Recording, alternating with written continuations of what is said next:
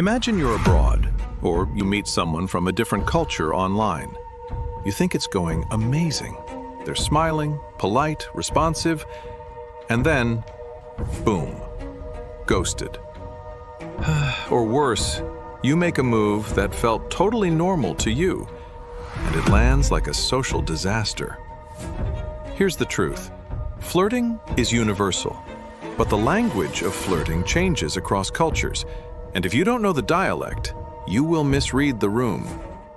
In the next 10 minutes, you'll learn the biggest West versus East differences in flirting signals, a simple 5-style framework for decoding flirting anywhere, why online dating makes cross-cultural misunderstandings worse, and a practical do this, not that toolkit, so you can flirt with confidence and respect. Flirting and courtship exist in every society, but cultures shape how romantic interest is expressed. And the report's main conclusion is clear. Western contexts tend toward more overt verbal directness and performative nonverbal cues, while many Eastern contexts rely more on indirect verbal signals and restrained nonverbal expression. Also, important caveat, no culture is monolithic.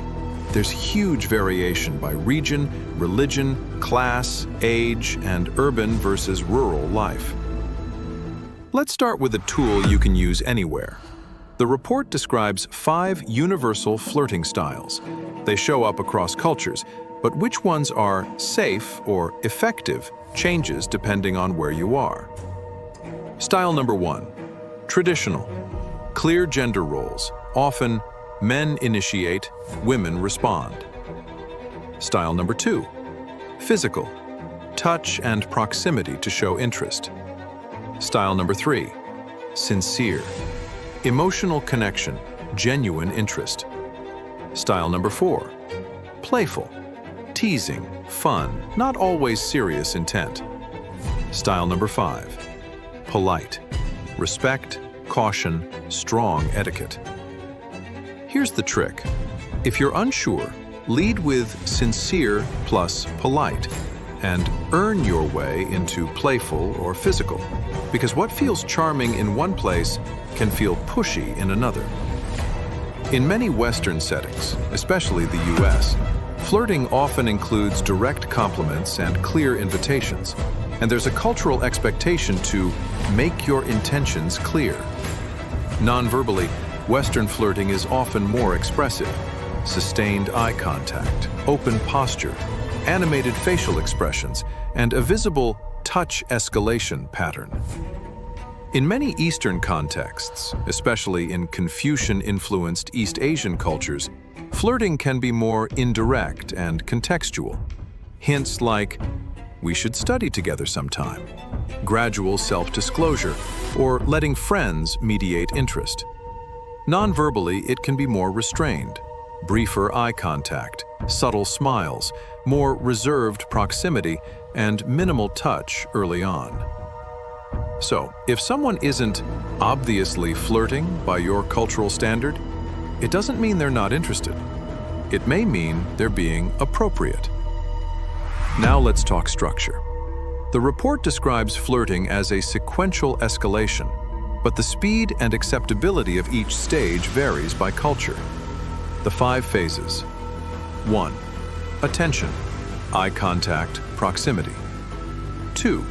Recognition, smiles, posture, orientation. 3. Conversation, openers. 4. Touch, only if culturally appropriate. 5. Body synchrony, mirroring, coordination. If you ever wondered why a confident move worked in one country and flopped in another, often it's because you skipped stages or jumped to the touch phase before it was socially welcome.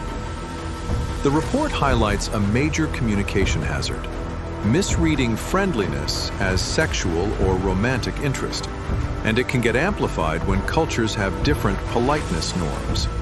It specifically notes situations like Western men interpreting Eastern women's politeness as romantic interest, or direct communicators missing subtle signals from indirect communicators. So, what do? You stop betting everything on one cue. The report recommends looking for clusters of signals, not a single smile or a single glance. Look for patterns, not moments. Online dating reshapes courtship globally, but platforms aren't culturally neutral. They reflect local norms, gender expectations, and taboos. The report explains that digital communication reduces contextual cues, tone, embodied presence, making intent harder to read, which can increase cross-cultural misinterpretation. And different regions often use platforms differently. For example, it describes how in some conservative contexts, online platforms function more like modernized matchmaking, while in other contexts, they can skew more casual. Translation: don't assume a dating app means the same thing everywhere. Sometimes it's, let's vibe. Sometimes it's, let's evaluate marriage compatibility. Taboos are culturally specific, don't cross this lines, sometimes social, sometimes legal, and they often cover PDA, direct sexual talk, touch, and premarital intimacy. The report contrasts Western contexts that are often more permissive about certain public affection and premarital intimacy with many Eastern conservative contexts that maintain stricter public boundaries. This isn't about judging any culture. It's about avoiding harm. The safest approach in mixed cultural situations is start conservatively, read comfort, and adapt with respect. If you remember nothing else, remember this. When culture creates ambiguity, clarity plus consent beats guessing. The report explicitly recommends clarification and consent check-ins as cross-cultural bridge tools. Here are 3 lines you can literally use. 1. Meta-communication. I tend to be pretty direct. Tell me if I'm being too forward. 2.